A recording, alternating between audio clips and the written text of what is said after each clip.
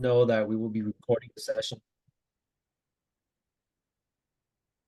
Okay, good evening, everyone. Welcome to our digital advertising workshop, which will be focused on Meta, Facebook, LinkedIn, and Google Ads. This is our fifth workshop out of eight.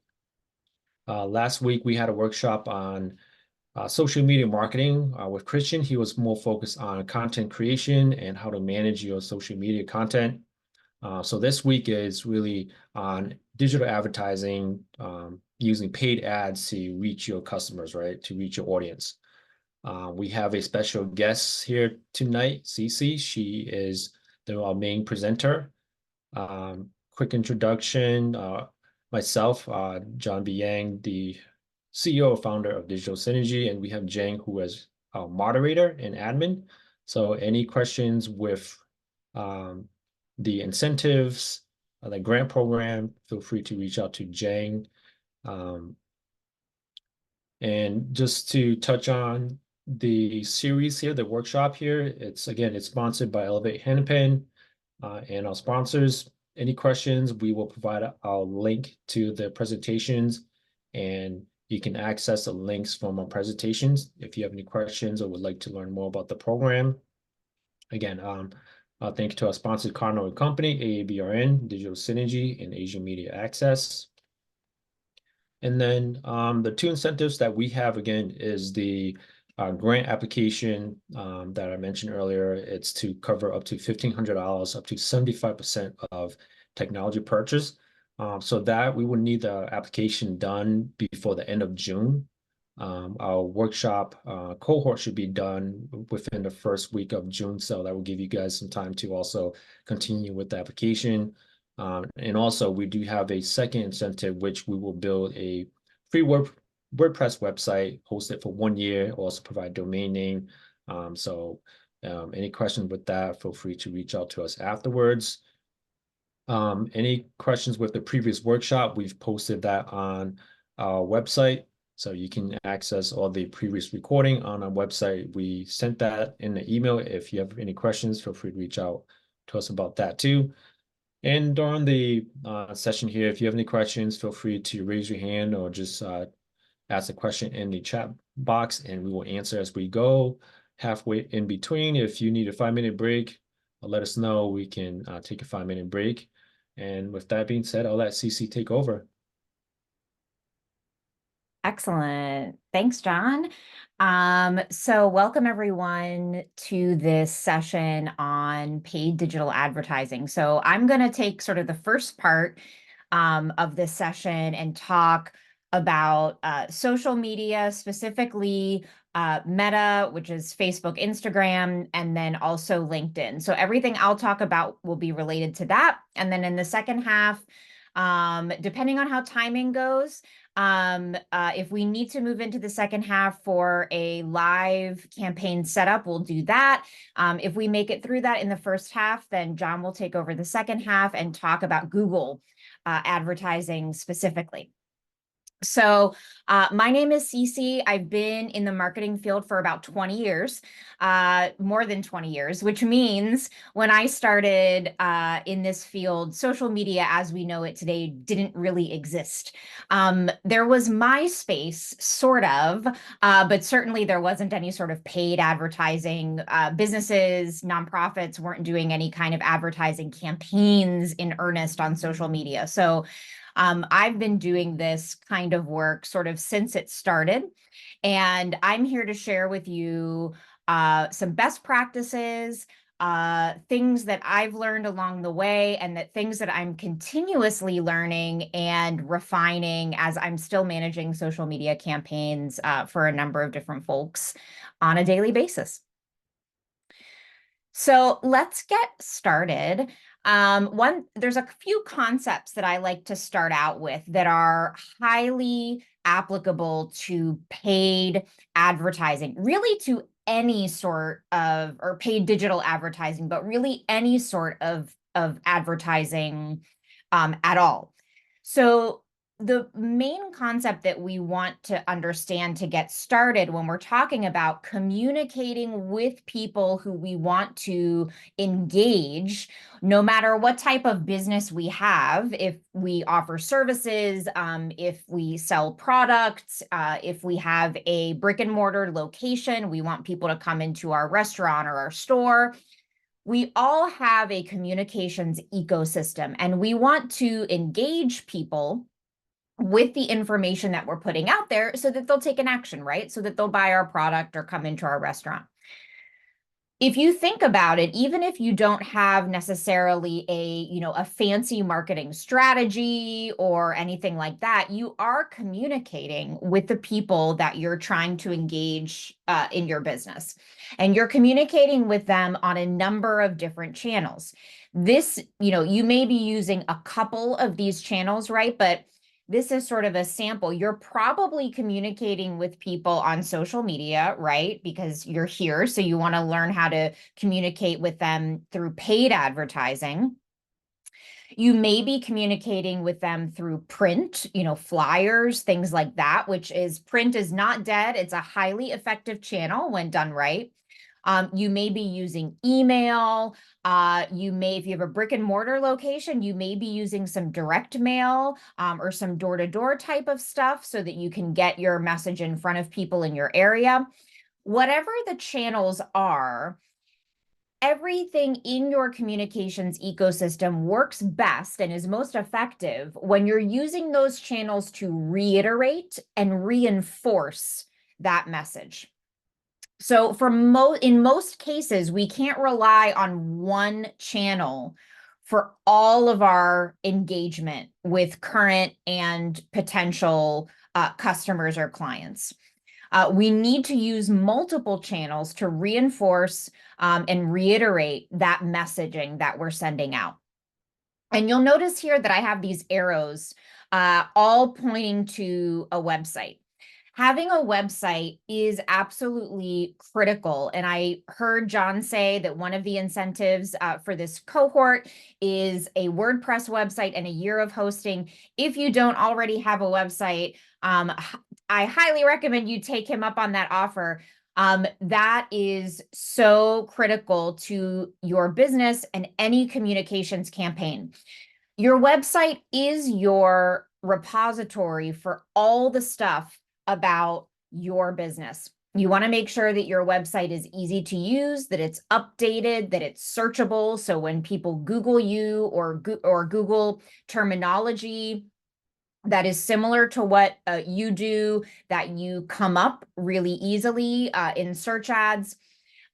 Most people, even if people interact with your business in person, or maybe they call you over the phone, they're still going to be researching you online. And if you have a website, that makes you look a lot more professional and gives you a sense of legitimacy. So all these channels are going to that website to hopefully complete that journey into converting. One thing we're going to talk about a lot today is relevance, and this is applicable for any channel, digital and traditional. It's going to be applicable in social media here, certainly email, certainly Google Ads. We want to make sure that all of our communications and all of our advertising is relevant. It has relevant messaging, and it's reaching the people who are going to find it relevant, which then is going to drive the response. Right? You can't engage with a potential customer if they don't respond to your communications. And then that response is what is going to drive revenue, right? Once they respond and engage with your communication, then you have the opportunity to move them through the journey. And hopefully they will end up converting into a client or a customer or make a purchase. So how do we achieve relevance? In communications, in marketing, this is our formula. We want to send the right message to the right person at the right time on the right channel. When we have all of these things in line, that this is a way to ensure that you are sending relevant communications. Now, you may be thinking, well, what I do is applicable for a large group of people, or I have a restaurant that's located in a certain neighborhood. And, I want to send a communication, citywide for people to come to this neighborhood to dine at my restaurant. There are going to be certain people that are going to find that messaging more relevant or less relevant. It may have something to do in that latter case with location, but another area of relevance could be people who enjoy that type of cuisine. There is no one message that's going to be relevant for absolutely everyone. So making sure that you're segmenting that messaging into groups of people or cohorts of people to make sure you're delivering that right message to that right cohort on that right channel is going to be your key to getting those communications campaigns off the ground. So when we communicate, and certainly when we do paid digital advertising, we have to think about these these four things, excuse me, first, before we get started, and then also throughout our campaigns. The first thing that we have to know is what do we want people to do when they see your advertisement? Right? What do you want people to do immediately and then down the road?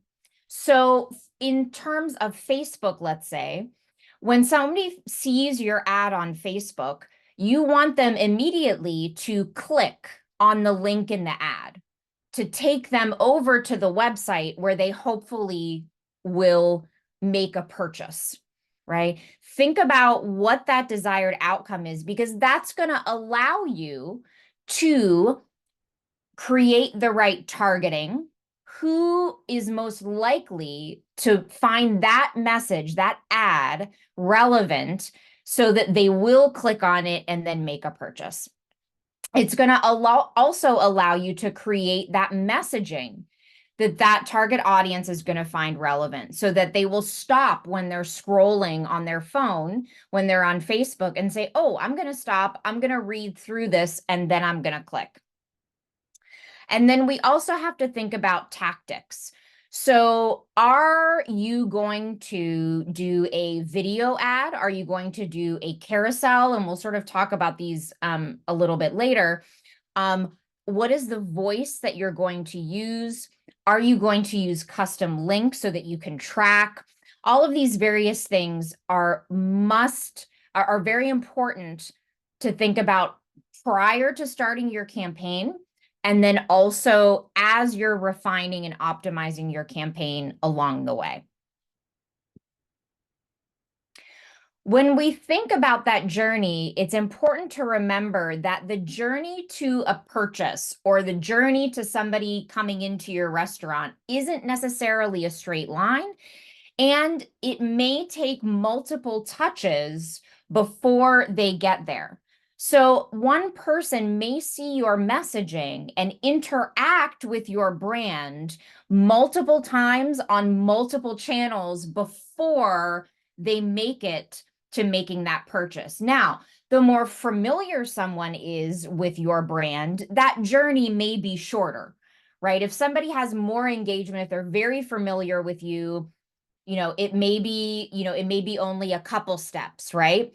But when you're trying to gain new audiences, new customers, new clients, there's going to be multiple touches. And I say this because this ties back into that communications ecosystem, right? You want to make sure that you're communicating on more than one channel, but also for expectation management on your part, right? We can't expect that the minute we start running a brand new social media campaign, that all of a sudden our sales are going to go up, or our, website traffic is immediately going to skyrocket, right? We have to look at it in a little bit more of a holistic way. All right, so let's talk about how do we find that target audience. I like to start by thinking small, by thinking very specific, and then expanding out. So let's think first about who is your perfect customer? Who is the or client? Who is the person that would benefit the most from the services you offer or the business that you own? This could be a mix of attributes, of demographics, of geography. I used the example earlier of a restaurant, right? Someone certainly who lives in the immediate area of your restaurant, maybe doesn't cook, they would be a super great prospect to come into your restaurant, right? Someone else, if you provide professional services, right? Somebody who is looking for the type of service you provide, establishing pain points that you may be able to solve, creating this very specific persona is going to be really important as a starting point. You always want to be more specific and then expand out. So when we're talking about especially social media advertising, the first thing that you often will think about is interest targeting or attribute targeting, where you can say, okay, I want a person who likes XYZ or who is within a certain age range or a certain geography. So I have this little slide here to sort of demonstrate that sort of first level of targeting and why thinking about these personas very specifically, or these ideal customers very specifically, is important. So let's say one of the attributes we've identified for your ideal customer is someone who lives in a small certain neighborhood in a geographic area.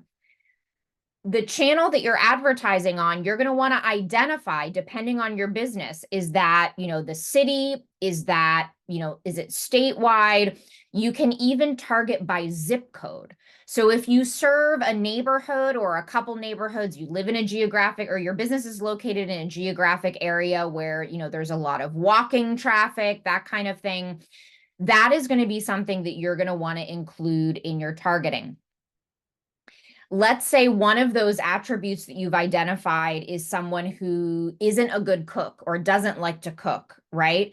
You may target people who you have to think about, well, someone who doesn't cook, what might they be interested in? So, things like DoorDash, Grubhub, some of these things like HelloFresh, right? Blue Apron, that might sort of help them with, making food, getting food delivered, etc.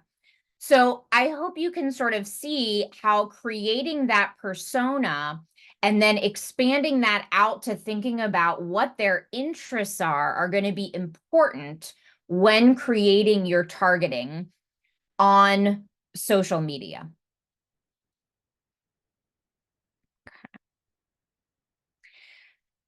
The other thing, remember we had that right message, right person, right time, right channel, is we have to think about what channels are right for your audience. And those channels may be different from the channels that you regularly use, or they may use them differently than you do. So this is a really important thing to think about, right? You could run the best Facebook campaign in the whole entire world, but if your target audience aren't Facebook users or they're not Facebook power users, right? Then you're spending all that money, time, effort on a campaign reaching, not your ideal customer. So we have to be careful and think about that. And depending on how you use social media, thinking about using channels that your ideal customers use is really important. One that I always reference is TikTok, right? Not everybody uses TikTok. There's a lot of news around TikTok right now, but I'll still use it as an example here. So I encounter a lot of businesses and nonprofits that I work with where a large segment of their target audience are people within the age range that would be TikTok users. But because they don't use TikTok personally, there's some trepidation about starting a TikTok campaign, right? At a certain point, it's kind of like, well, if you want to reach those folks, and if you want to have that kind of content, you're going to have to get on TikTok or hire someone that can help you with a campaign on TikTok. And this really goes for anything, right? LinkedIn is one of the channels that all of this is applicable for as well. If you are not a LinkedIn power user, right? Maybe you are on LinkedIn, but you check it once a month and you're not very active on it, right? You may need to become more active on LinkedIn to reach your target audience. You can see here, this is just a quick graph from Pew Research Center. I love Pew Research Center. If you're looking for free data on how people use the internet, how people use social media, this is my go-to spot that has lots of other data as well on lots of other topics. But in this in particular, it's a really, really great resource if you're looking to understand how your target audience may be using social media. Great place to start. But you can see here that Facebook, it continues to be, this is the most recent data, which ends now, it's a few years ago. Facebook continues to have the highest amount of engaged users. YouTube continually has the most activity. YouTube is the second most frequented search engine on the internet, second only to Google itself. So very powerful if you've got video content to put on there. Also worth noting that depending on what type of social media you use, you may not be a Facebook user, right? You may have a Facebook account, but you're never on there, right? You're on Instagram or you're on TikTok or something else. But if your target audience is made up of Facebook users, again, another example of how you might want to start being a little bit more active on Facebook and certainly advertising on Facebook. Here's some more data. I won't go through this, step by step. You will get the link to these slides so you can see this. You can also go to Pew Research Center to check this out for yourself.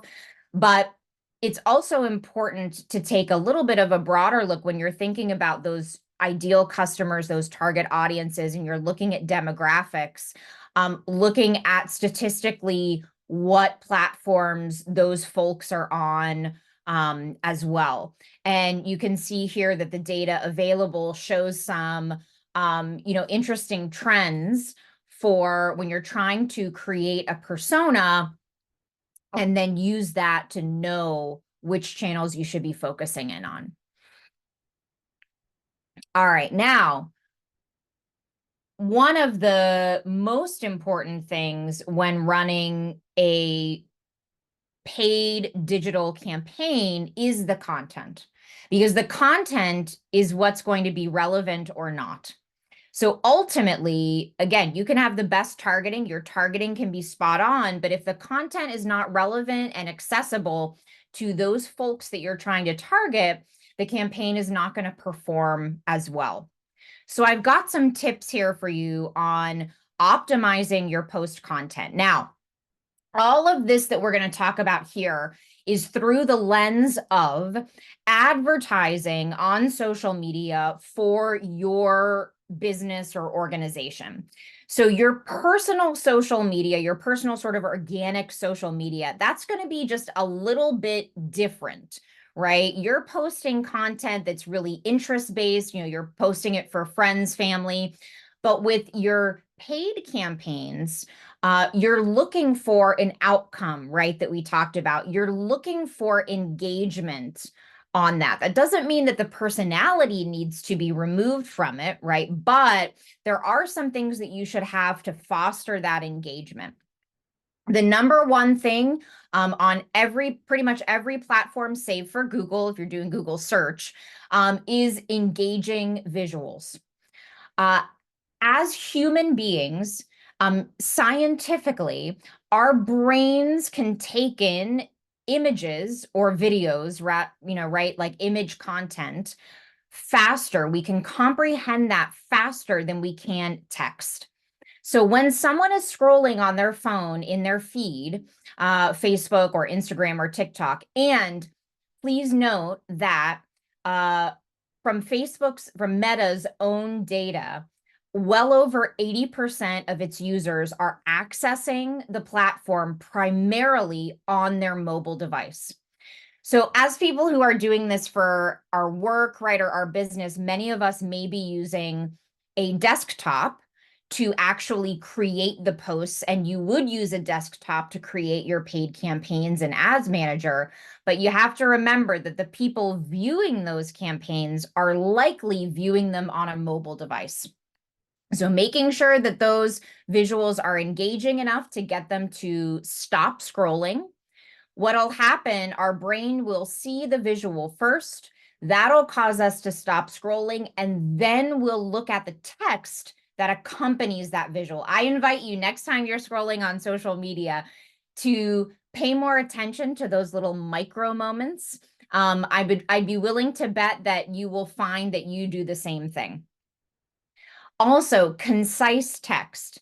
So there are platforms and accounts that do really well with long form text. If your audience, if you've already built an audience and they're used to you creating long form text, and it's working well for you, by all means, keep doing what's working well.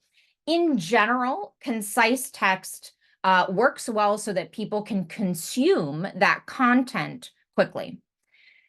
We want to drive engagement. So a call to action or a CTA and then some sort of click-through URL is imperative, right? When you are doing paid advertising, you want to have every opportunity for someone to engage with that post so that it will perform better for you. Also, you want to drive people over to your website so that they can take the next action in the journey, right? What do you want them to do once they see that post, right? We have to guide people along this journey.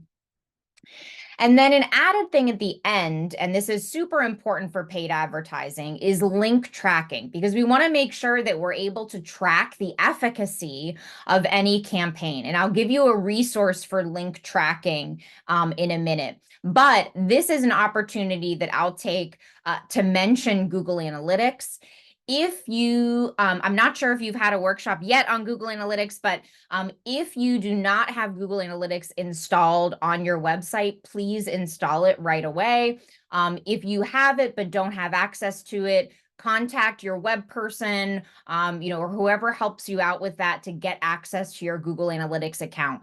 Any type of paid digital advertising, you want to see that traffic coming into your website through GA and be able to gauge the efficacy of those campaigns. That's what's going to tell you if you're doing it well, if you need to make changes. Is the money you're spending worth it? Is it bringing you anything, right? Make sure you've got those analytics in place. Okay, so let's look at a couple of sample posts that are very different from each other, but they've got a lot of good attributes. Right. Let's actually start with the one on the right. So this one is from an agency, and you'll notice it's a little bit more of a long form post. It does have a call to action, a call to action and a URL, right? There is an article preview. So there's something for someone to do. Now, this particular audience is used to having a little bit more long form and a little bit more educational content. So we're leaning into this and saying, okay, we're going to give you a little bit of educational content in this post to keep you reading. And then you can make an engagement, which is going to help performance, and go over to that article to find out more. You'll also notice that we're tagging in the body of the post. Tagging is super important on Meta and LinkedIn, and really any other social media platform. Tagging applicable users, any person, place, thing that has an account where it makes sense, super important to tag them. The other one is very different, right? This is from Instagram. Oh, the one on the right is LinkedIn. Sorry. The one on the right is LinkedIn. So much more of sort of a business voice and vibe. The one on the left is Starbucks, right? And it's a very short post, right? They're asking people to engage, right, with this little by using predictive text on your phone, right? So it's a little fun post. There's not a CTA, right? But they're going to get a ton of engagement on that. You can see that at the time I screenshotted this, which was some time ago now, it had over 5,000 comments, right? Because that's something fun to do. So making sure that you're driving engagement on these social media platforms with your content is imperative to a good paid campaign. Let's take a look at some formatting best practices, and it just so happens that these are also accessible best practices. So more and more accessibility is a big topic in all communications, but definitely digital communications. Not to scare anyone, but there are some, there have continually been over the past decade or so, a number of lawsuits brought against businesses, colleges, universities, nonprofits, where their communications or their websites aren't accessible. So I always talk about this. It is something we need to think about. And accessibility actually dovetails into simply best practices, because usually what's accessible is going to be good for everyone, right? Not just people using a screen reader or who have or any other assistive device. The first thing here is tabs and spacing. So if you're writing your posts in English, always write it from left to right without any forced formatting. So you'll see on the right, that example, there's some forced formatting there, right? It makes us feel good to have our posts look kind of cool and different. But not only is that not accessible, a screen reader does not know what to do with that, but it's also just hard to read in general. And, we read from left to right on social media. We're not used to columns or anything like that. So it can be more difficult for someone to engage if there's any kind of forced formatting. When we're talking about emoji, I think emoji are great and they can really bump up engagement, right? They can impart a certain voice and tone. So if it's in line with your business's voice to use emoji, absolutely put them in.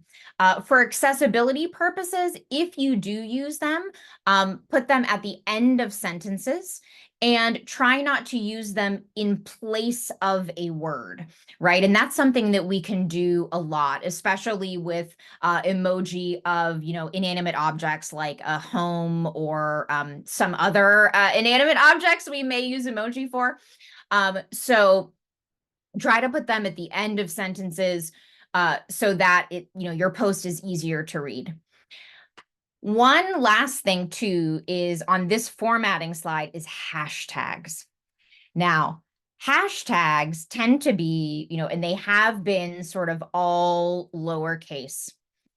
It is becoming the best practice to capitalize words in hashtags. So in title case. Not only is this accessible, but also it's just easier to read for most people. And you'll see the example on the left there. This person is using Pascal case or title case for those hashtags, and it's much easier to read than all lowercase. Oops. Image descriptions. You always want to have image descriptions in your social media posts, not only for accessibility, but also for searchability. Image descriptions, most social media platforms will let you put them in natively. So LinkedIn, Facebook, Instagram, if you go to, when you put in the image on LinkedIn, I think LinkedIn is the most forward of asking you to put in some alt text when you upload an image. The others, you can go in, and when you edit an image, you can add the image descriptions. But image descriptions are super important for people who are using screen readers, and for others, once people are searching on social media platforms, that will be taken into account in search. One important note about images is that if you are using images that have a lot of text overlaid in them, so the text is in the image, right? You always want to make sure that that text is also in the body of the post. For accessibility purposes, a screen reader cannot read text that's in an image, right? I know it may look pretty, and if you use Canva or something like that, it's super easy to do. And also, social media platforms and Google. So if you're doing this on your website, Google and the social media search functions also cannot read text that is in an image. So you want to make sure to minimize the text and images. If you have it, make sure you've got it in that image description, and also reiterate that text in the body of the post. So we talked about audiences and that interest and attribute targeting before. So now let's talk about custom audiences, and we'll talk more about this. We're going to do a live demo of building a campaign in Meta. But custom audiences are very powerful when advertising digitally. And all the platforms have this capability to create custom audiences sort of in various ways. One of the best ways to do that is to take customer or client information from an existing source and using that to create your custom audience. So the easiest thing to do right off the bat is to install the tracking pixel for whatever platform you're using onto your website. And you can create a custom audience of people who visit your website. So somebody, remember that journey slide that we talked about, right? That showed the multiple touches and multiple channels that someone might be viewing your messaging on. So let's say somebody goes to your website, checks it out, then you can serve them relevant content on social media, knowing that they have already viewed your website. Now, you can have various levels of specificity here. So with a custom audience, let's just take website visitors. You can tell it, I want to show this to people who view, this specific page, or a certain number of pages, or, et cetera. Or you can just say, I want everybody that's gone to my website. Highly, highly useful custom audience. The other great ways that you can use a custom audience is certainly if you've got a customer list or a list of your email subscribers. You can load those into a custom audience as well, so that you can reinforce and reiterate your content on those additional social media channels. All right, the next type of audience is a lookalike audience. And so on Facebook and Instagram, it's super easy to do lookalike audiences, where you can take that custom audience that you made and say, I want to find people who are like these people. So you'll notice the audiences there are the same, right, on this little graphic. So you can say to Facebook or Instagram, I want you to create a group of people and find people for me that are like my website visitors. This is going to be way more precise than you trying to do it on your own with that interest targeting or that attribute targeting, because Facebook and Instagram, they know everything about us. They track every click. They track everything we view. Even if we don't react or like any sort of content, they know if we've stopped on that content. They know, they're tracking in their, all knowing, right? They're tracking us, so they can make a very detailed lookalike audience of people who visit your website. And the same thing, if you load in your customer list, they can find people like your existing customers that are new to you so that you can show them relevant content. I want to end this section with some tools. Some of you may use some of these tools already.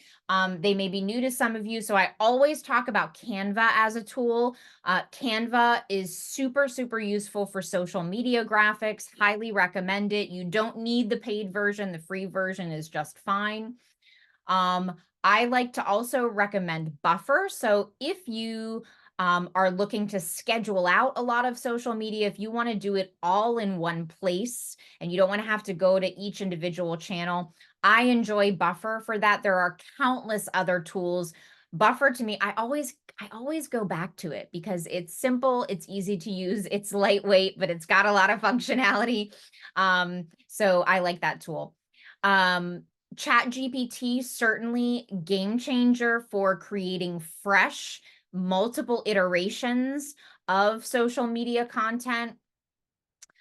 If you're looking for a dashboard type of system where you want to bring all of your data in one place so that you can view it. So all these, let's say you're running ad campaigns on Google, Instagram, and Facebook, you can bring all of those into this tool called Dash This, which I love, and view all of that information in one place. Then Zapier, if you want to do some automation with your social media, Zapier is really great to connect different pieces of software. So let's say you want to keep track of everyone who comments on your social media.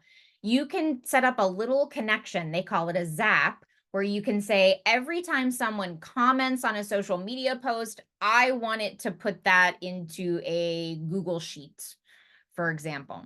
So it'll help you connect these various products together. And I've left, I think, my favorite for last. So we talked a few slides ago about link tracking. And here's my favorite product for that. It's called the Google Campaign URL Builder. And if you just put that into Google, it'll be the first thing that comes up. It's a free tool.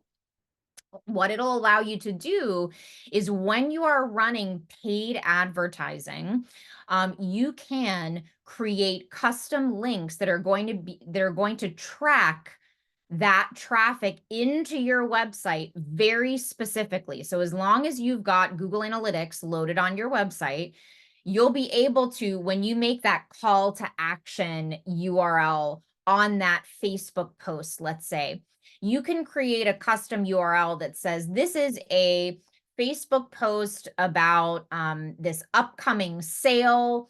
It's running specifically on Facebook. That's the only place it's running. You can put in any other information so that when that traffic comes into your website, rather than Google Analytics just sort of bucketing it as Facebook traffic, it will actually tell you this is from this particular post or this particular campaign. Why is this important? This, again, gives you another chance to look at your data and easily see the efficacy of your campaign and know if you need to make any changes.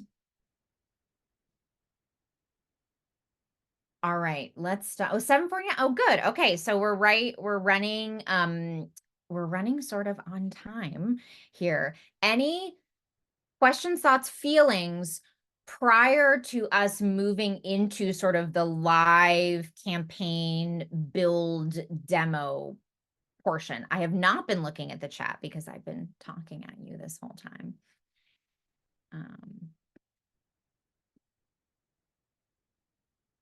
Let's see if anybody is. If you have a question, feel free to put it in the chat.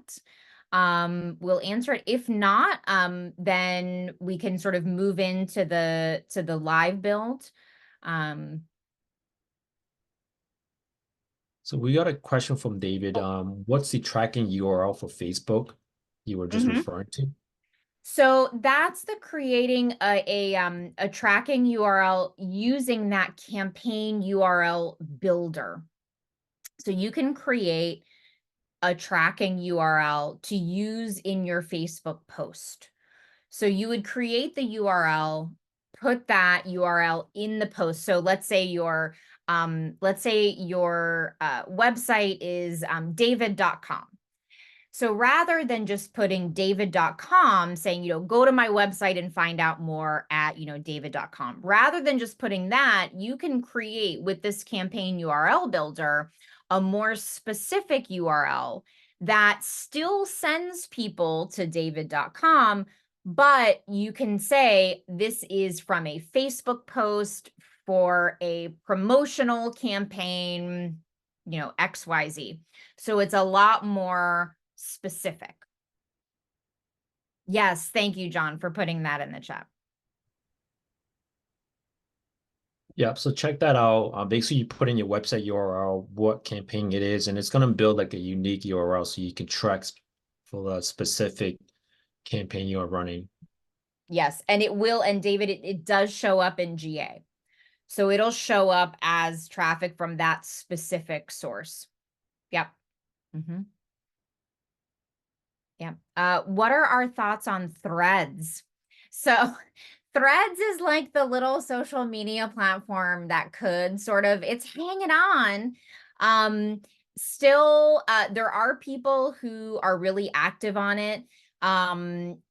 If your target audience, just like with any platform, if that's where your target audience is, right, you should probably be on it and test it out. I don't think that it has the same amount of traction as some of the other larger channels like Facebook and Instagram. Twitter still does have a fair amount of activity on it. A lot of people were leaving Twitter or just sort of ceasing to post on Twitter.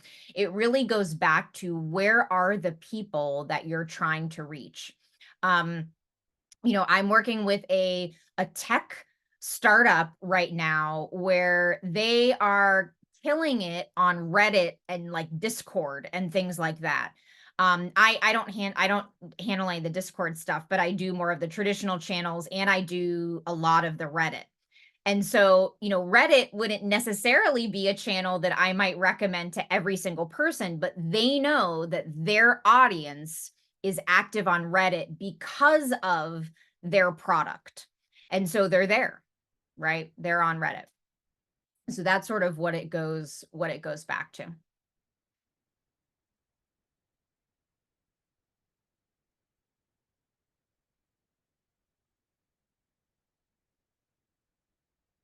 Any other questions? Any other questions? Quiet. Okay. I will pull up. I'm going to stop sharing just for a second while I get my other tab up here so that I am ready.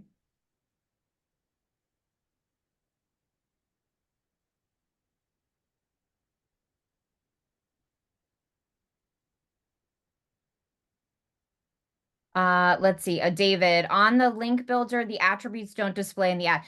No, because you can bit.ly that it's going to make a longer link, which then you can bit.ly so that it sort of hides all of the not pretty stuff of that custom URL.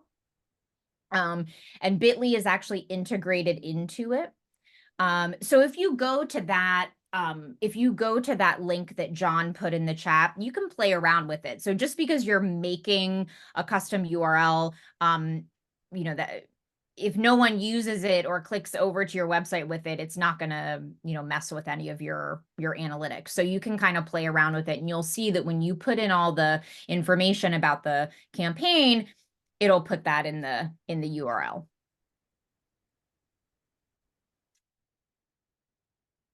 All right, I'm glad there's so many questions about that URL builder. It's like a little hidden tool. It's been around forever.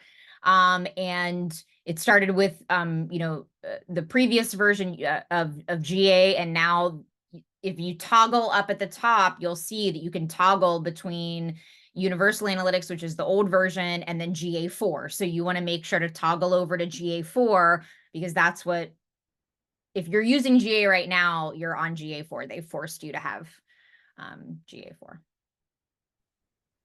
Right. Yeah, and I see that a lot during for like email marketing campaigns, because you want to be able to track different campaigns. If you look in analytics, if you don't have any particular specific Google Link Builder, you're just going to see that it's referring through email traffic's coming in. But if you want to know specific of which campaign you're running and doing some testing, which one has more success, then these URL Builder helps distinguish the different campaigns. Absolutely. Great point. All right. Let's do we want to take a 5-minute break, just a bio break, or do we want to push through? Let's see what the audience say. Does anyone need a break? We've done it both ways, so Okay, so yeah, so they say we can keep going, no break. perfect. All right. We're on a roll.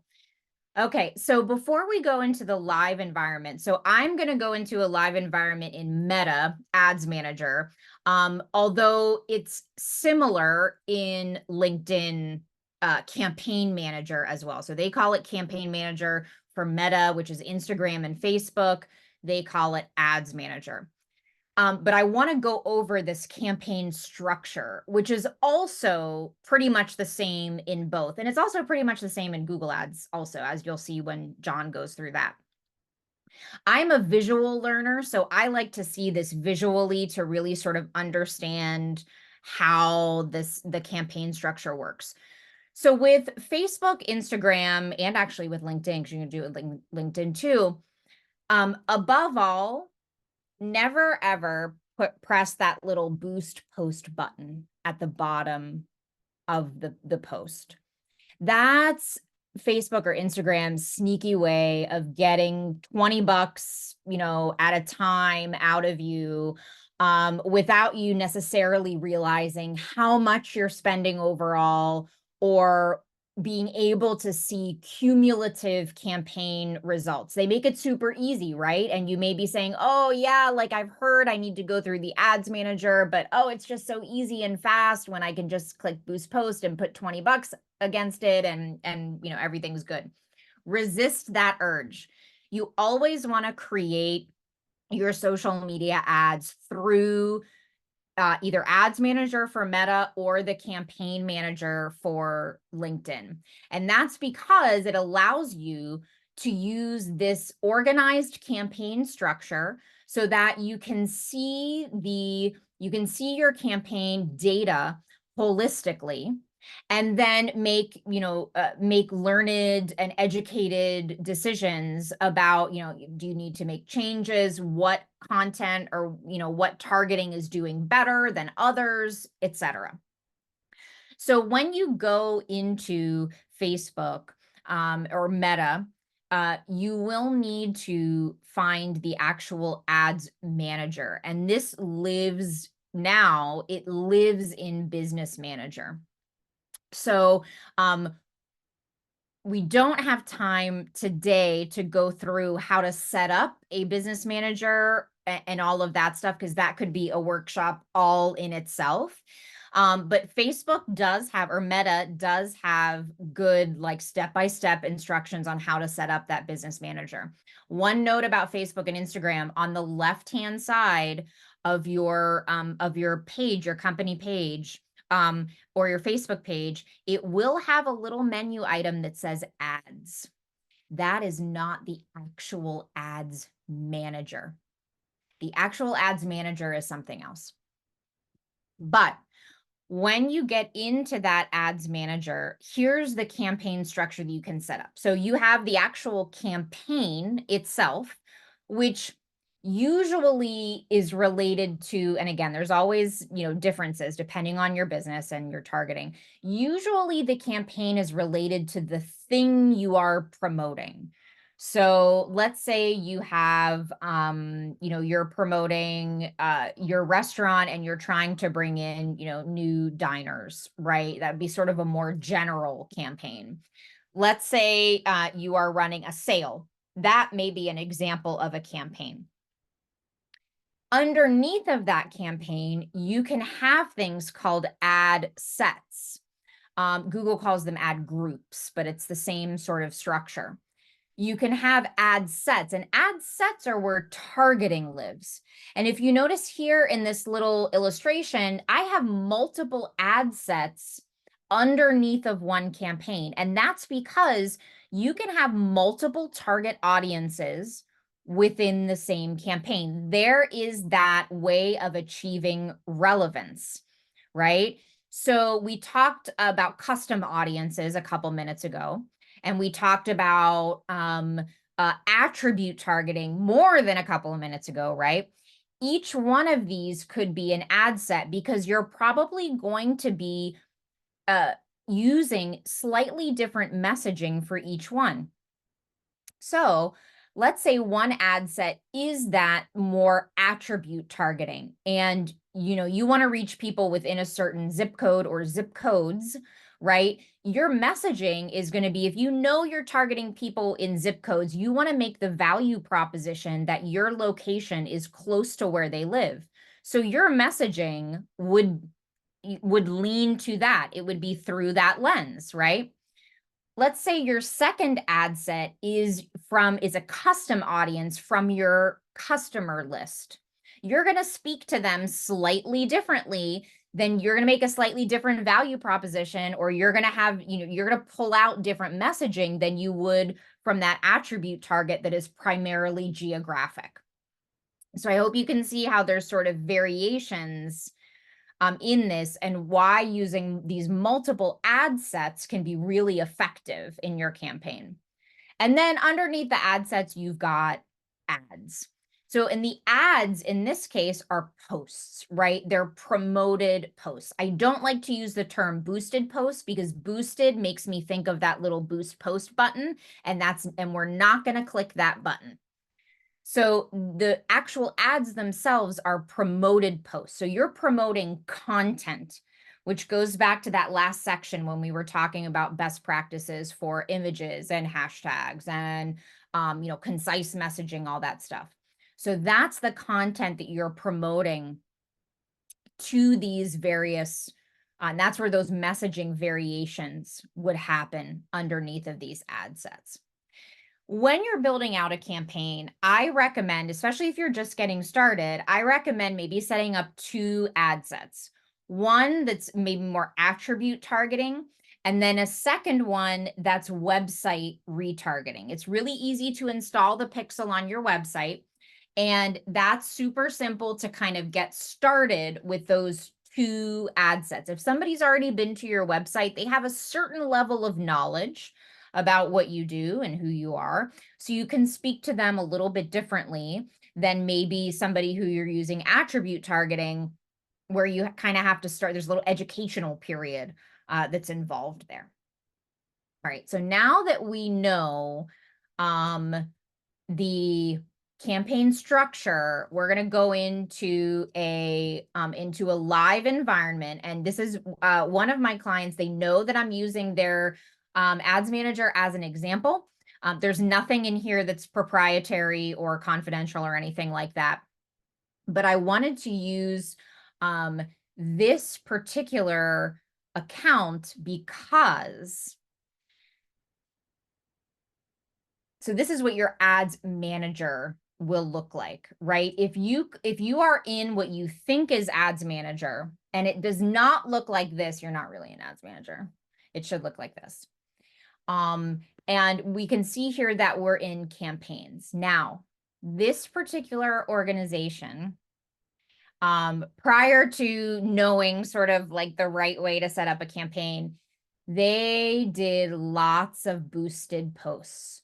So every one of these that starts with post represents a click of that boosted post button.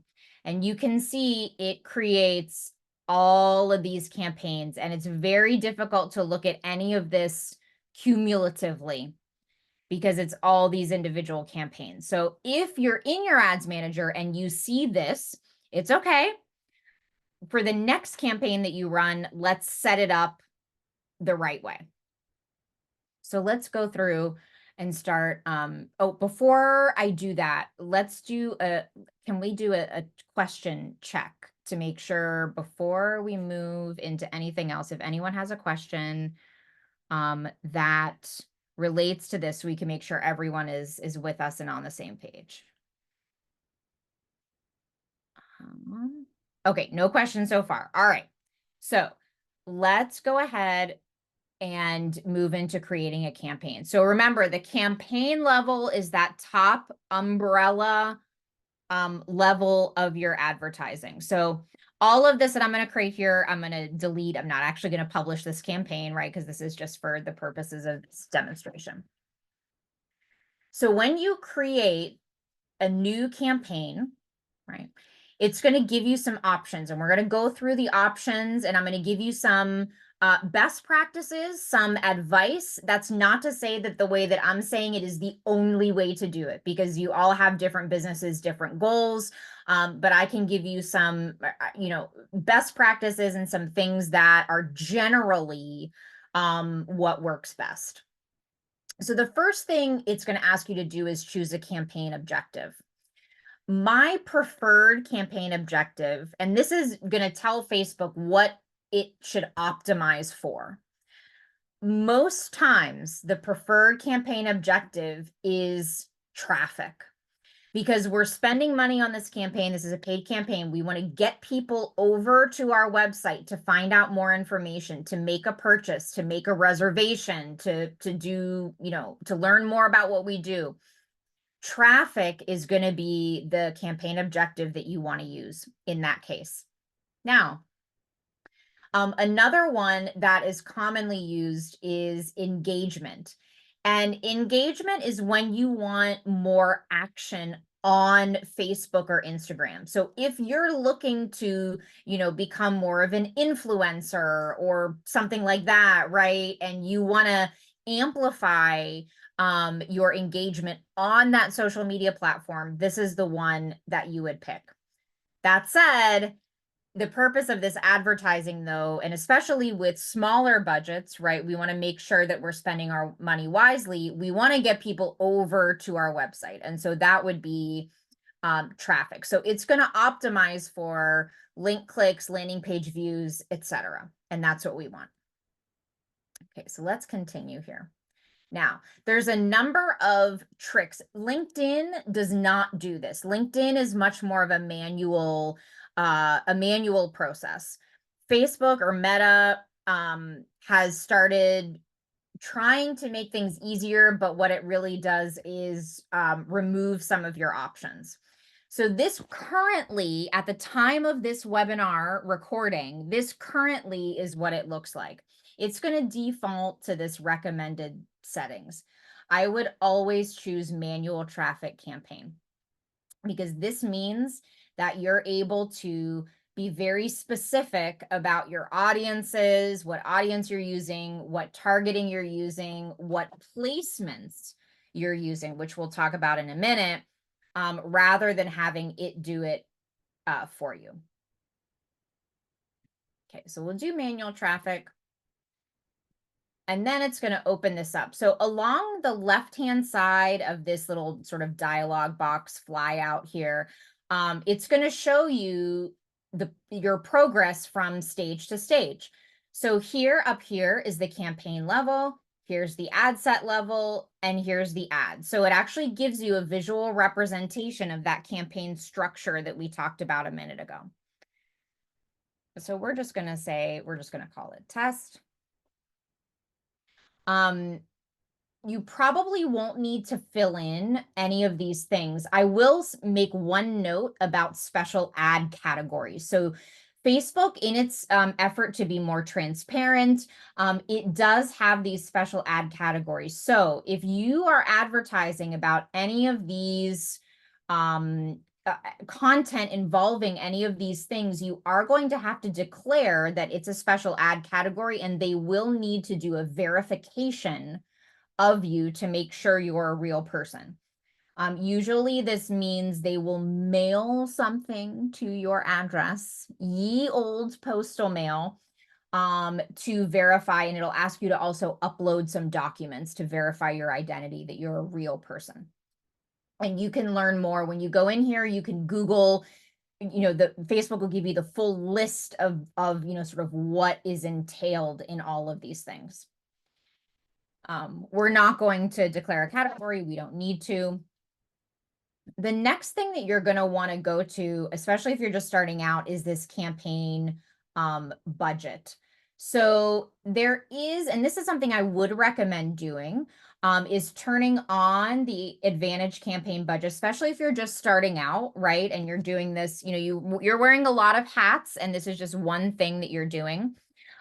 This is an easy way for you to identify a holistic budget. So you can run, for this campaign, you can run a daily budget or a lifetime budget.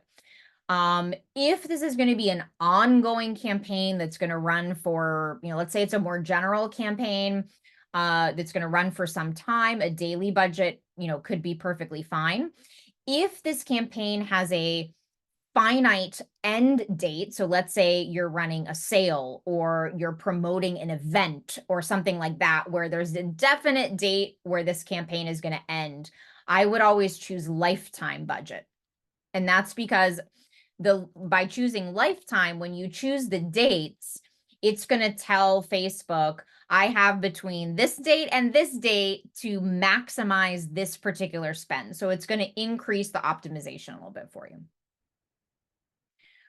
All right, so this is probably all you're going to need, or most people need to adjust here at this campaign level.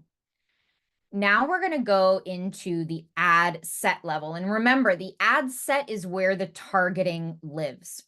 So let's say we are going to target geography for this particular ad set. Where is the conversion location, right? Where do we want to send people? We want to send people to our website. We want it to maximize the number of link clicks on that ad. Now you can set up conversion tracking on Facebook, on LinkedIn, on any of these channels. You can set that up for sure. We're not going to go into that here today on how to do that. But if you do have specific conversion actions, always recommend doing it. Now, because I chose lifetime budget, right, this is very important on the start date and the end date of the campaign. And you can choose any start date or end date that you'd like. And again, with a lifetime budget, it says, I've definitely got between this date and this date to optimize these results. Now, here is where your targeting is going to live here. So the location is the first one, that is, especially because we've identified this as geography. So the geography, again, you can get as granular as a zip code. So we have include and exclude options here. So we can do it by a radius. So when I put in Pittsburgh, which is my hometown, it's where I'm from, Pittsburgh, PA. If we put in Pittsburgh, we can see it'll automatically give us a couple of different options, right? It'll give us the Pittsburgh, the DMA, so sort of the region, right? It'll give us the city only, right? And then it'll sort of start to give some neighborhoods here as well. So actually, I am actually from Squirrel Hill neighborhood in Pittsburgh. So if my location was in Squirrel Hill, I could choose, and there's two parts of Squirrel Hill, north and south. So I could choose Squirrel Hill North. It's a funny name, isn't it, Squirrel Hill?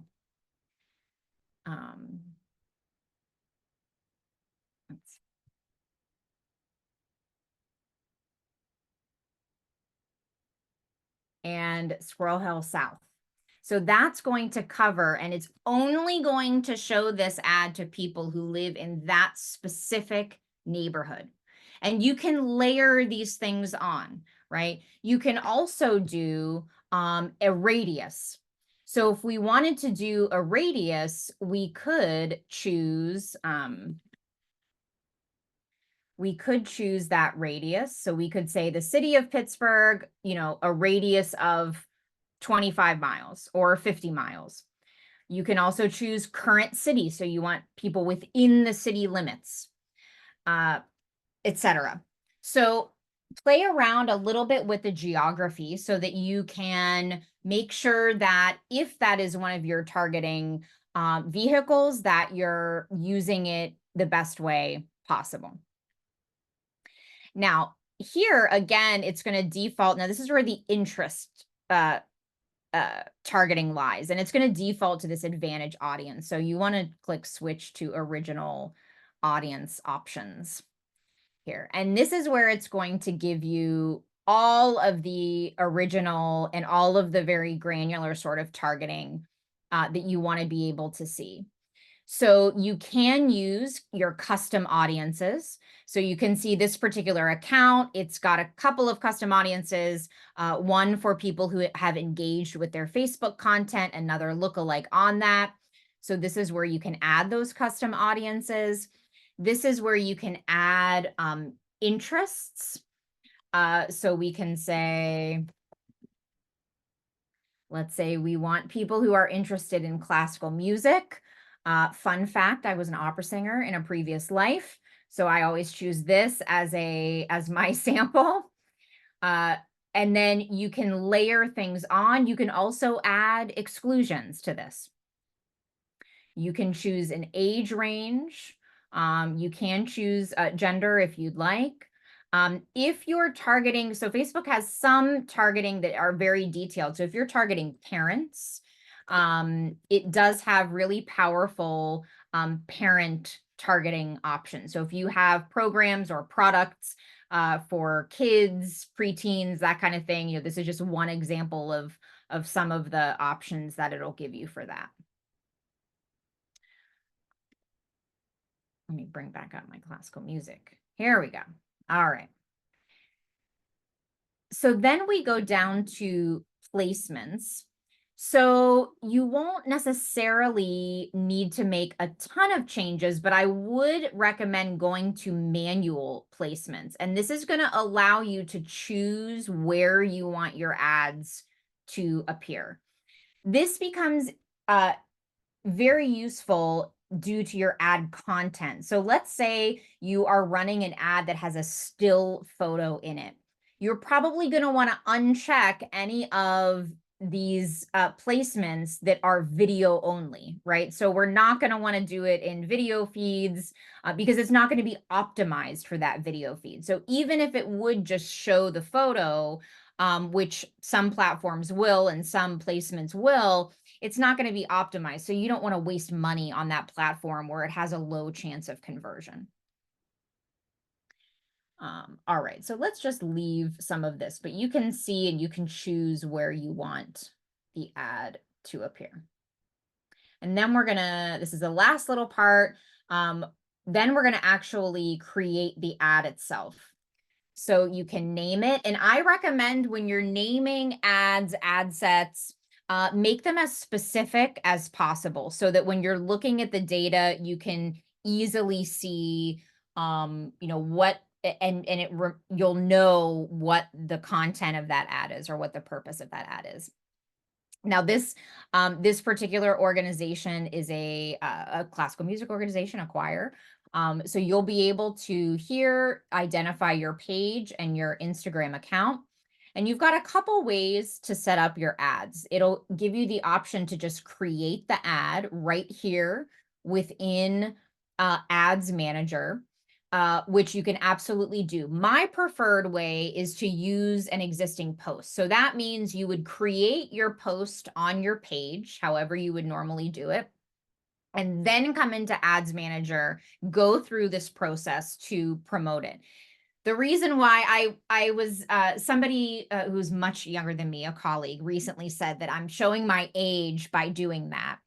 But I like to post it on the page first just to make sure it looks how I want to look. I can see it in the context of a feed, and that, you know, everything is all on the up and up for me. So I'm going to use that as an example here. So we're going to use an existing post, and then down here we can just select the post. So when you put in select post, it's going to give you a list of all the different posts that are out there. And we'll choose this post. So, and that's an error. So then it'll show you the post, it'll show you previews. And it'll show you the text. Some of the newer features is that it'll use AI to create some text variations. I've used this a couple times, but really I stick with the text that I've written because usually the client or the business wants that specific text for a specific reason, so you don't have to use these variations. I would recommend, though, creating and adding a button to that post, so that you can create that call out of a button when people are it's going to be one more thing for people to click on. And also, if you're running Instagram placements, that's going to enable people to click on the post without having to go to a link in your bio in order to get over to your website. And then if you've got your pixel installed, it would appear here. You can make sure that it's going to be tracking with the pixel. And then that's it. You're ready to start running the campaign. You would click publish and the campaign would start running.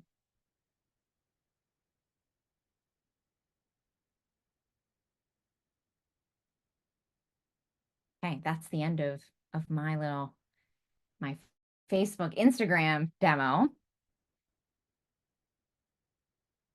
Are there any questions, thoughts, or feelings? Right. Oh, I see here. Yeah, I like to, yes. I'm glad there are others like me that want to see how their post looks in the native area before they're promoting it. All right, I'm going to stop sharing my screen here, and then I'm going to cancel out this test campaign that I just made.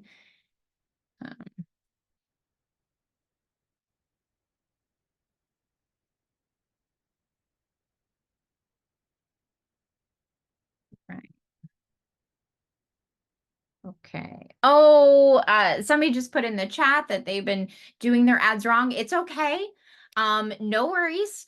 The next time you want to create an ad, the next time you want to do an ad campaign, it's a perfect opportunity to, try this method so that you can have it be a little bit more, organized and hopefully more successful.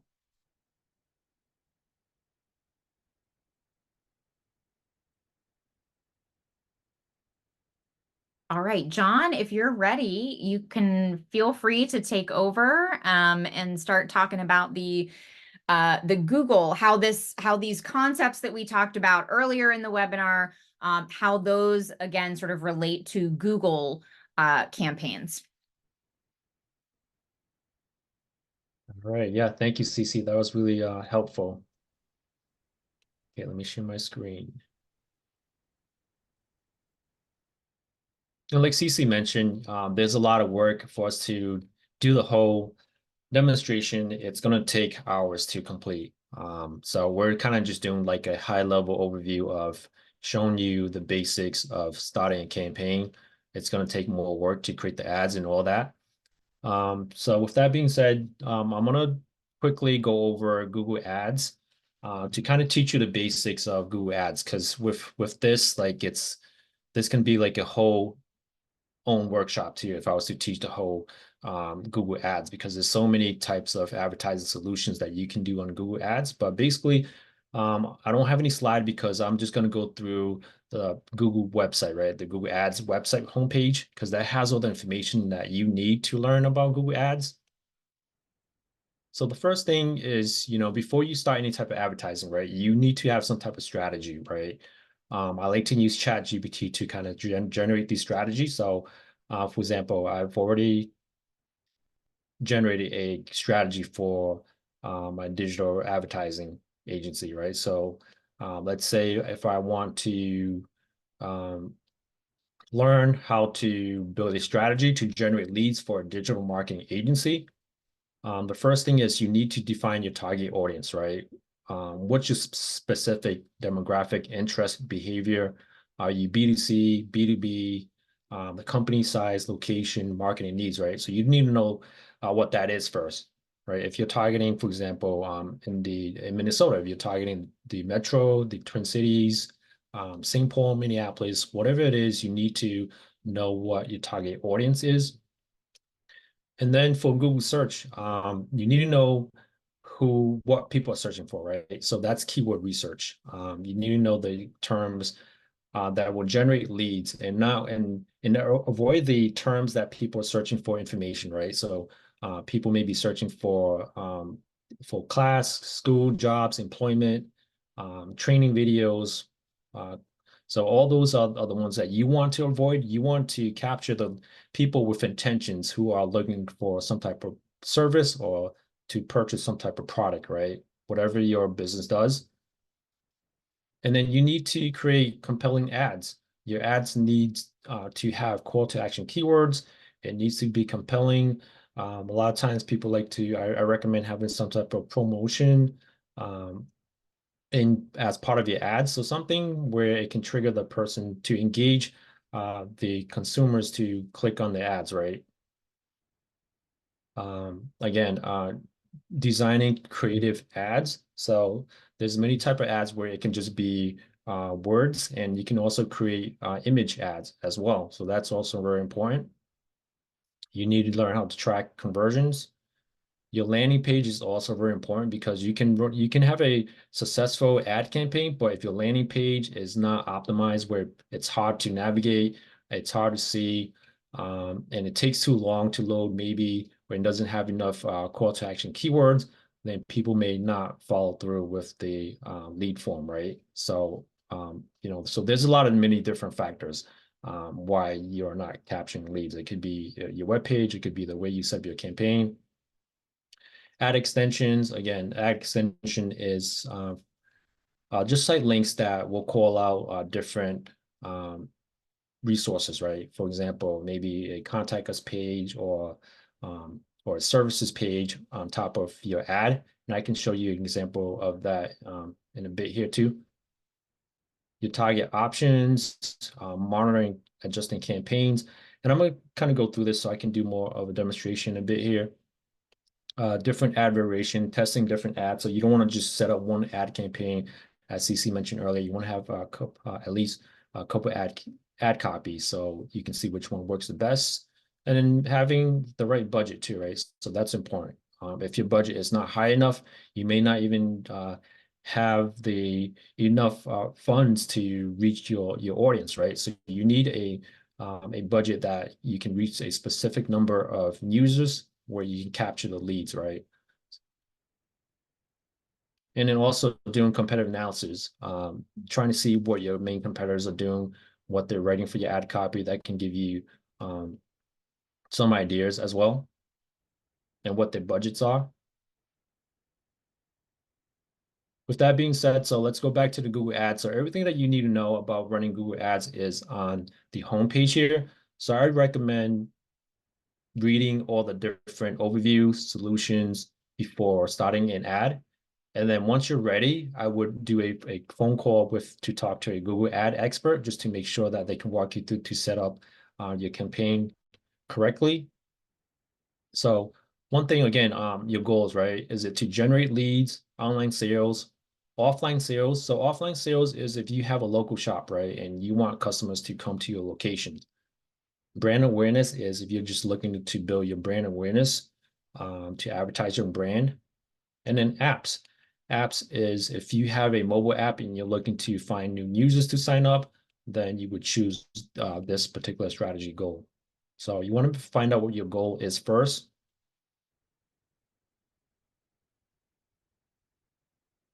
And then to understand the basics of understanding how Google Ads work, right? How to set up your campaign, how to create your ad, your audience. So all this is all provided on the website. And before you start the campaign, there's also Google also has a $500 credit where you can take advantage of. If you spend 500, Google will give you $500 credit back to you. And then Google also has a budget recommendation as well. So you can always utilize that tool to help you find the right budget, depending on how competitive the keywords are, right? Because keywords can range anywhere from, a couple cents to like hundreds, like up to like $100, right? I've seen some ads where it costs $100 to you per click. So if someone clicks on your ad, that's how much it's going to cost you. And then the other important thing is solutions, right? There's many different types of solutions. Are you looking to run ads on the search engine where people are searching on your ads? Are you looking to sell a product? So that would be on Google Shopping. Are you looking to advertise on YouTube? Display ads is more like advertising on Google's network of partners. So their ads can be shown on different third-party websites. And if you're a local store where you rely on foot traffic, then you may want to look into the local service ads, which when people are searching for, like for example, let's say auto repair near me, right? That's a local search, and it will trigger these ads to show up on the mobile search. So definitely look into this in terms of, what services is offer. So a lot of local services like lawyers, accounting, real estate, plumbing, moving, health, such as dentists. So all these are some of the things that you may want to look into if you're a local store.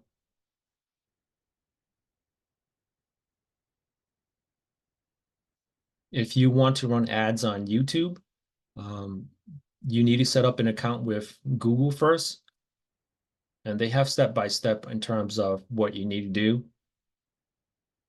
You needed to have a channel on YouTube created first, and then you need to create an account with Google Ads, and you need to link YouTube with Google Ads account in order to advertise on there.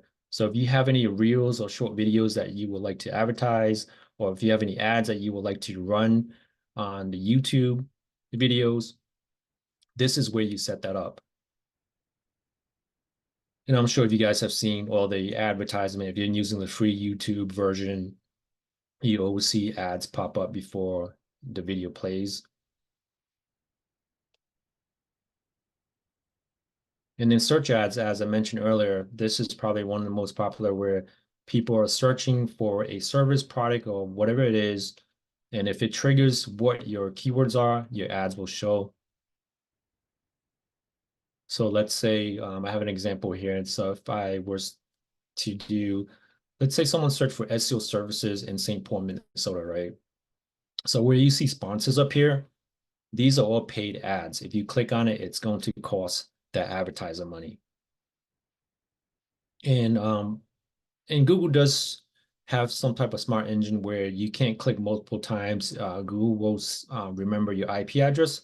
So a lot of click forward will not happen to that particular advertiser. So all the sponsors are paid ads. So I'm not going to click on it.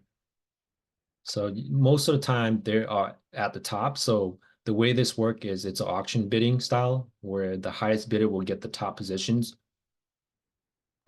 And then let's say if I want to see how much it costs to be at the top, um, once you have your goal and strategy set, then you can start doing your keyword research.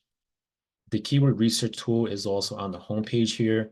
So under solutions, on the right side here, you have keyword planner, which is the keyword tool that will tell you what people are searching for, the number of searches people are doing per month for that particular keyword. And then there's other apps such as Manager Accounts, Google Ads Editor. This you can kind of look into. One thing I do want to point out is Google tracking, conversion tracking. That's very important. So before you run any ads or you launch any campaign, you want to make sure you can track conversions, right? Whether it's submitting a form, playing a video, or accessing a link, or whatever it is, you want to make sure you can track that. So let's go to the keyword planner, and I'll kind of show you how to read all that.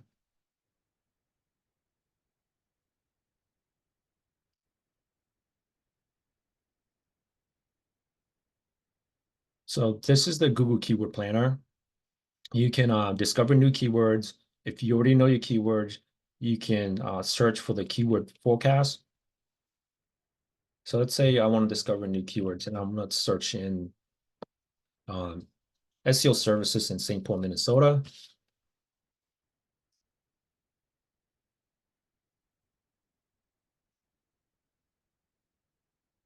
So with that, so for that particular keyword, Google is not showing anything for it. So let's try to go a little bit more broad and see if there's more information for us. So SEO services, Minnesota gets about 90 searches per month. So if you look at the column here, the first column to the left is the keyword column. The second column, average monthly searches, that's the number of searches per month. It's like an estimated search, right? And this also helps because you can tell if it's increasing month over month, how popular the keyword is too, right? And then they also have like a 3-month change. SEO Services Minnesota had a 450% change within 3 months. So you can tell that that tells me that there is demand for SEO services. Year over year change has been 1,000% increase. So let's go down to SEO Minneapolis. So this keyword here costs to be at the top, right? So let's look at the column that says top page bid and then top page bid for high range. So you're looking at $38 to be at the top of the page. So that's how much it's going to cost. And if I click on the ad, it's probably going to cost around that amount too. So this is kind of how you find out which keyword would work for you. Any questions so far?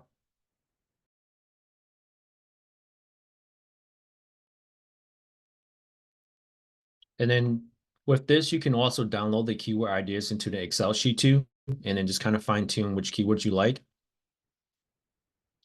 And one most important thing is, so these are all like broad searches, right? So, someone searching for SEO Minneapolis, they may not be searching for a service, right? They may be searching for a class. They may be searching for employment work, right? So that's the thing you have to be careful about is setting up the campaign properly. And also definitely look into negative keywords. So negative keywords is keywords that will trigger your ads not to show, right? So for example, a negative keyword for me would be jobs, class, training, and vice versa, right? So you guys kind of get the point. So any type of searches that contain these words, my ads will not show up. So if I wanted to target that particular keyword earlier, like SEO Minneapolis, I want to make sure I have negative keyword in place, because if I don't, a lot of people are going to be clicking on my ads who are not looking for a service. They're probably looking for information. And for those of you who probably ran ads in the past and probably saw that it did not work for you, most likely you didn't set up your campaign correctly. So there's a lot that you need to look to in terms of building that strategy out. So keyword research is very important. You have to know what people are searching for. And there's different types of searches too. I'm not going to go too much into it, but there's like broad match, there's broad modifier, there's exact match, where your ads will only show up with the exact match of that search term, right? And then, broad match is anything that contains, for example, SEO in the search, your ads will show up. So that's something you want to look into as well, is being more specific. The more specific, fine-tune your campaign is, you're not really burning your budget with irrelevant searches. So that's Keyword Planner.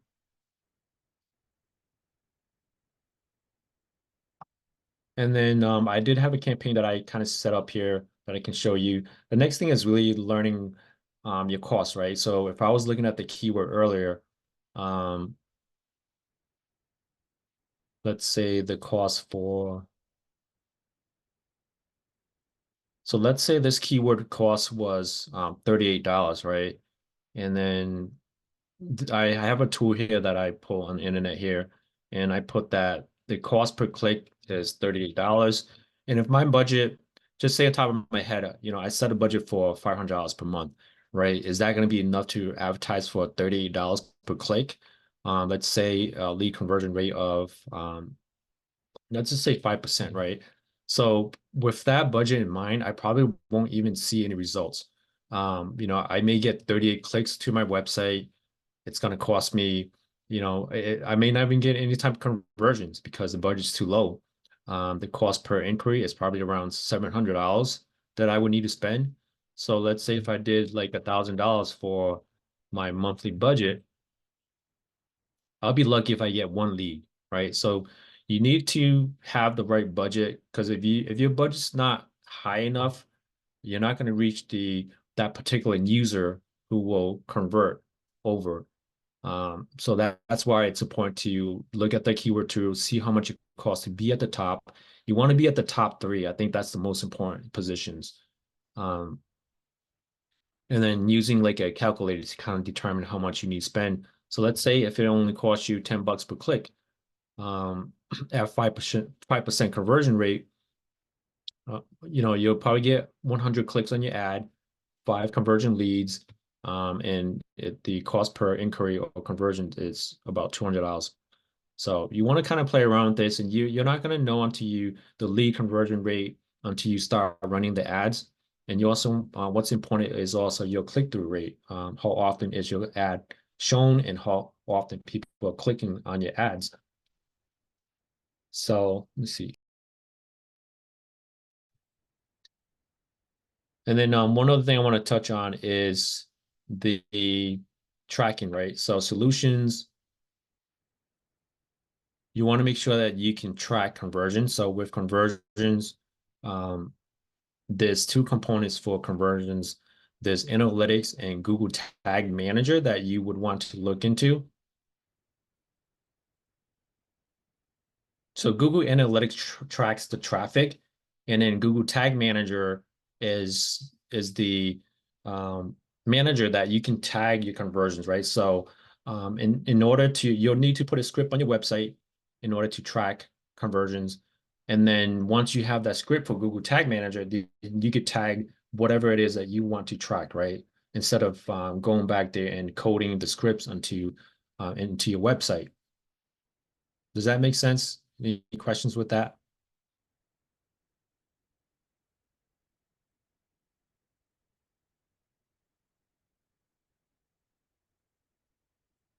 Now switch over to the AdWords side. Let's see. So here's kind of like a summary of a ad that I had set up for demo. And to get started, you can basically, to start the whole new campaign, you can start the whole new campaign. And basically, again, it's kind of similar to Facebook where you choose what your objective is, right? If you're selling things online or if you're looking to generate lead traffic to your website to build, if you're looking to build brand awareness, whatever it is, choose the right objectives. So I'd say I want to generate leads. And, so these are already set up conversion goals. I'm just going to kind of skip through that.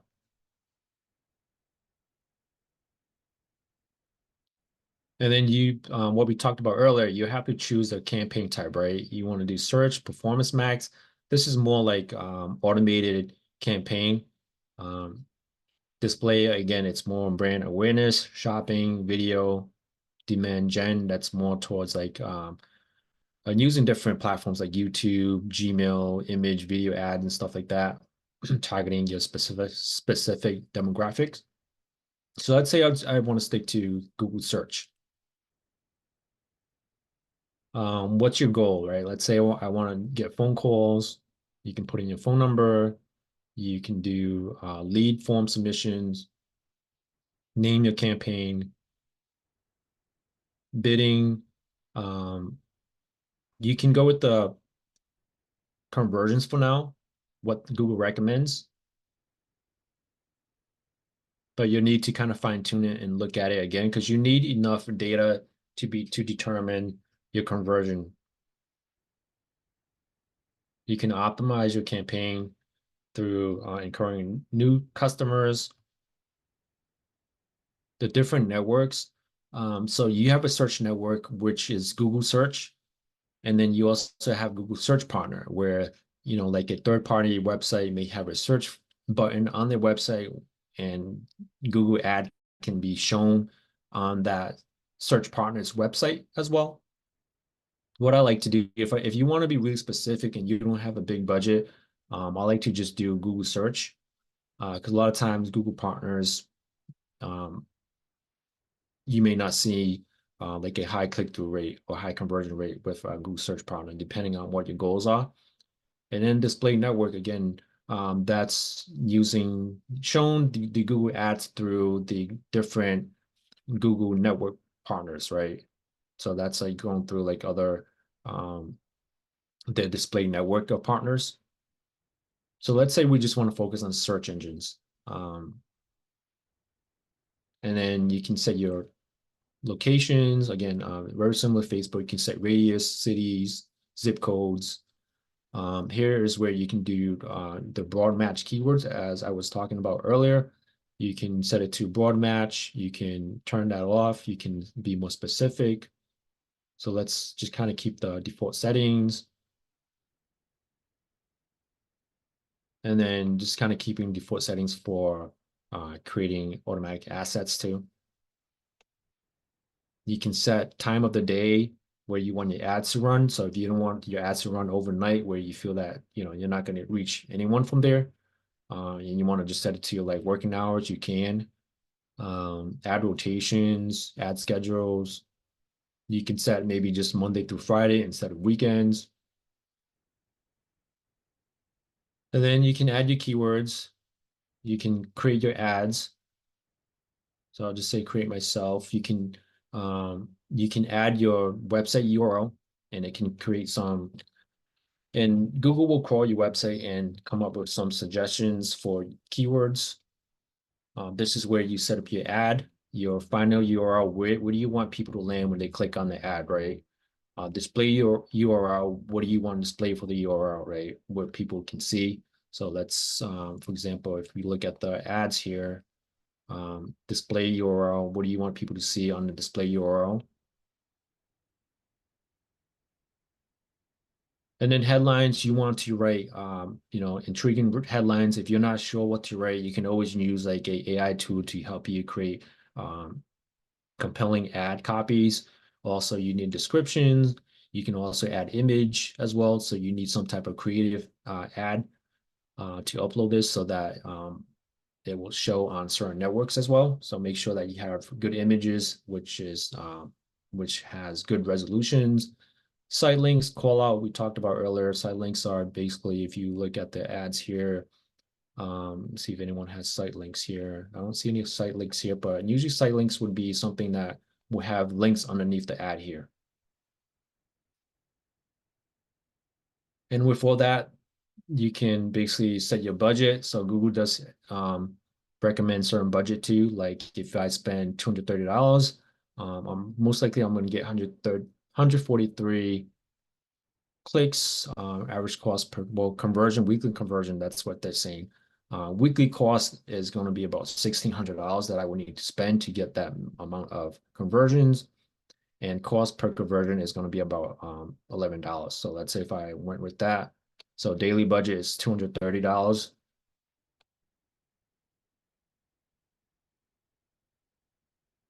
And then Google's going to kind of look through it, make sure everything's good to publish. Once you're ready, you can publish the campaign.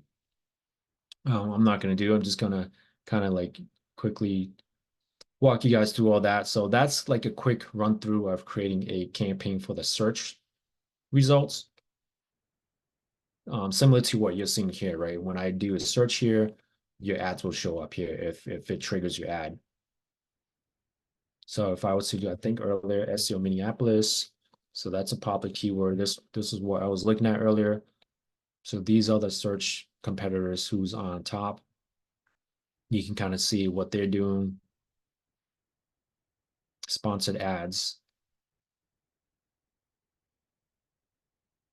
So that's just a quick overview of the ads. Like I said, if you're looking to target the local, then it's probably your ads will probably show under businesses, which businesses will be under like Google Maps, right? You can target your ads to show up on the search results or on the um, map results, like sponsors here. This is so this agency is running ads for under the Google Maps local searches.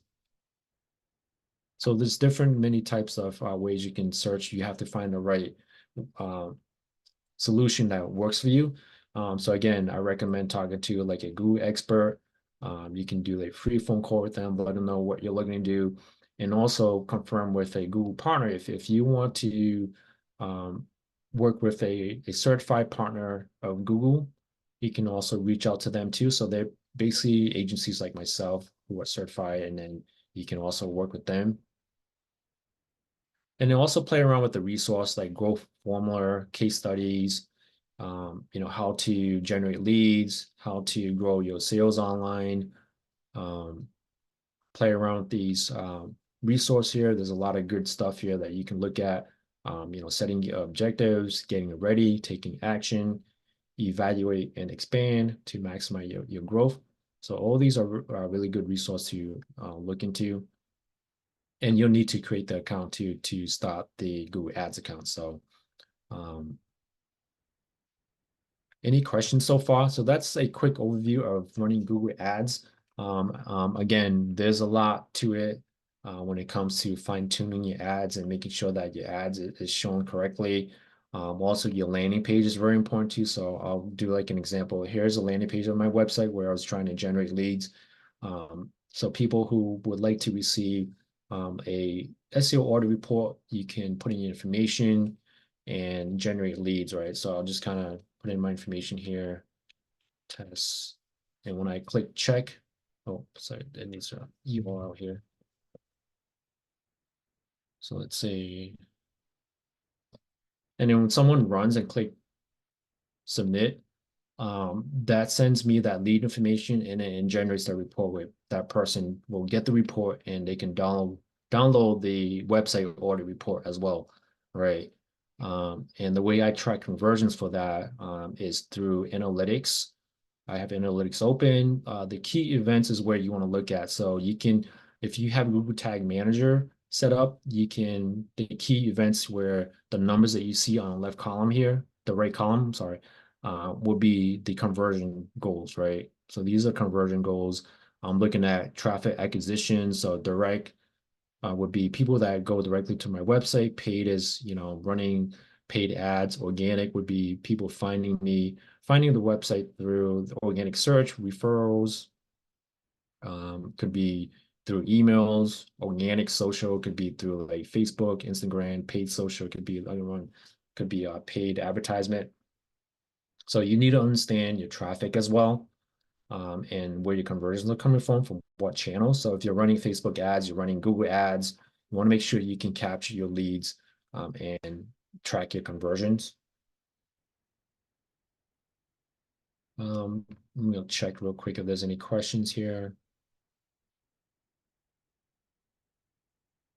Okay, so far, no question. Any questions so far in terms of setting up Google ads?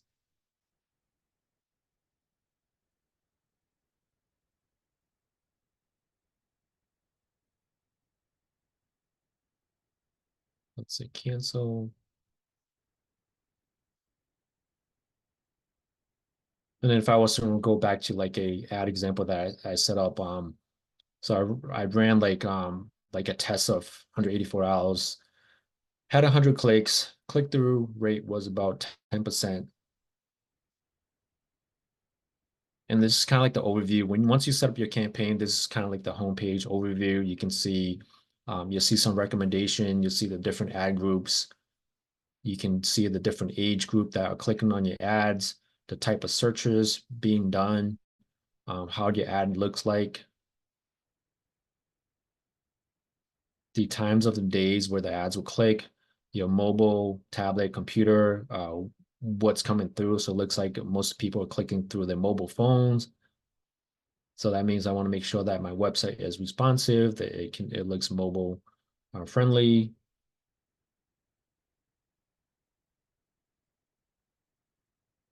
And then on the left side here, you have your campaign, your ad groups. Again, your ad group will probably have two different ad sets. So these are the ad sets that I set up. One ad group, two ad sets. The keywords, again, you can set up your keywords on which keywords you want people to find you. So for example, free SEO audit, that's one of the keywords I was targeting.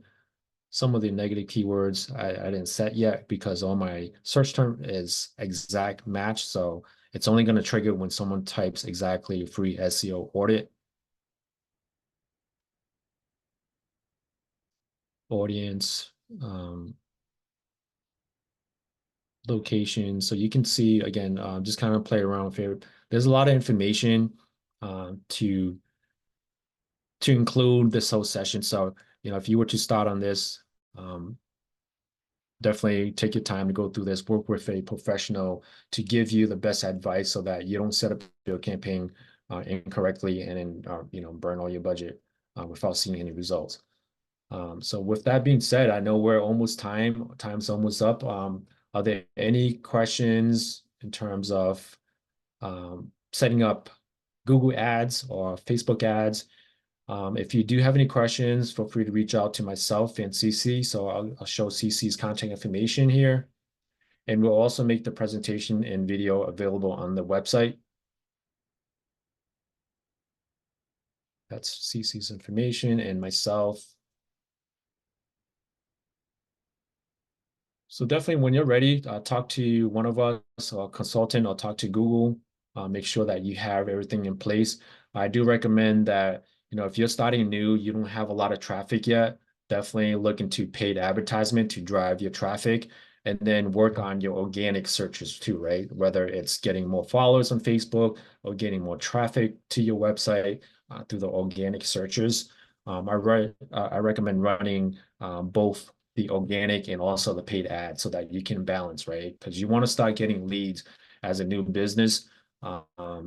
The organic SEO or organic social media marketing takes time to build your followers and to build your keyword rankings higher on the search engine. So definitely have a balance so that you can generate leads and continue to grow your business. But that wraps up cohort tonight. Anything else to add, CC? I'm good. Thank you everyone for attending. I think you're on mute, CC. Oh, can you hear me now?